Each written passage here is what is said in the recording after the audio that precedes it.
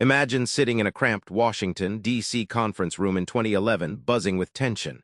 Here are a mix of Wall Street quants, NASA scientists, and humble grad students lined up for a forecasting tournament hosted by the U.S. government. The challenge? Predict global events months ahead. But here's the twist. Some turn out shockingly accurate superforecasters. What makes them predict better than everyone else? That secret's about to unravel. Most experts stumble terribly predicting the future. Yet that room held a handful who shattered all odds. Let's peek at their story and what made their predictions crystal clear. Take Tetlock's landmark Good Judgment project. Instead of relying solely on high-status experts, it recruited a diverse crowd: retirees, teachers, students. Surprisingly, these amateurs in forecasting outperformed even the CIA analysts on questions about geopolitical events, often by 30% accuracy margins. One retiree, a Brooklyn retiree named Mark, famously nailed several nuclear tensions dead-on despite zero formal political training. Superforecasting requires wearing a scientist's lab coat, mentally. Imagine a detective methodically testing clues instead of jumping to conclusions. These forecasters constantly gather evidence, update beliefs, and score their own predictions to learn what works. It's a mental gym, repeatedly flexing curiosity and skepticism, like tuning a race car engine with every lap. Most us cling to first impressions and tribal thinking. Superforecasters fight this hard by embracing doubt and saying, "I could be wrong."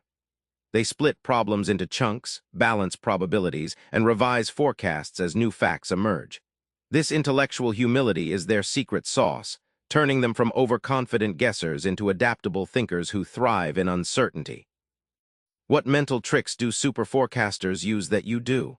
It's less about magic and more about mindset, combining breakneck curiosity with practical habits that anyone can adopt. Remember Fermi, the WWII physicist tackling impossible questions with clever shortcuts? Superforecasters borrow his method for rough, fast estimates, like guessing how many piano tuners work in Chicago by breaking the problem into bite-sized stats.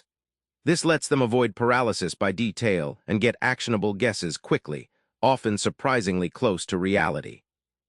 They don't just obsess over facts inside one problem's frame. Instead, they swing between inside views, looking at the specific case, and outside views, where they compare it to similar past cases. Like a chess master thinking 5 moves ahead while also reviewing classic openings, this balance grounds predictions in both data and context. Most people latch onto their favorite idea and ignore contradictory info. Superforecasters, however, actively hunt for information that could prove them wrong. They think like lawyers defending a client and also like prosecutors trying to disprove it. This actively open-minded thinking keeps them sharp and avoids the trap of confirmation bias. You might think superforecasting is only for policy wonks or intel analysts, but these skills transform how you plan anything: work, investing, even weekend plans. One huge payoff is fewer dumb errors. In business or life, misjudging likelihoods wastes time and money. Superforecasting helps spot when risks are overstated or ignored. For example, companies that apply these methods make launch decisions backed by realistic odds rather than gut feelings, avoiding costly misfires that tank startups overnight. Thinking in probabilities, not certainties, rewires how you handle the unknown. Instead of "will this happen?" it's "what's the chance?"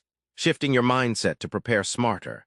This gradual calibration means you don't get blindsided by surprises but adapt fluidly as events unfold, much like a weather forecast adjusting as new data rolls in. And here's the kicker: it's not talent, it's a muscle you build. Superforecasters rigorously track their past predictions, learn what worked and what didn't, then tweak their process. Anyone who commits can sharpen this skill, gaining a mental edge that compounds over time. It's like turning your brain into a prediction engine. Back in that DC room, Mark the Brooklyn retiree wasn't any genius, just a relentless questioner who tracked and tweaked every guess. This book proves anyone can become a superforecaster by thinking systematically and humbly. So here's your drinkside challenge. Pick a complex upcoming question and estimate odds for each outcome. Track, learn, and surprise yourself with how your foresight grows. Subscribe for more book summaries like this one.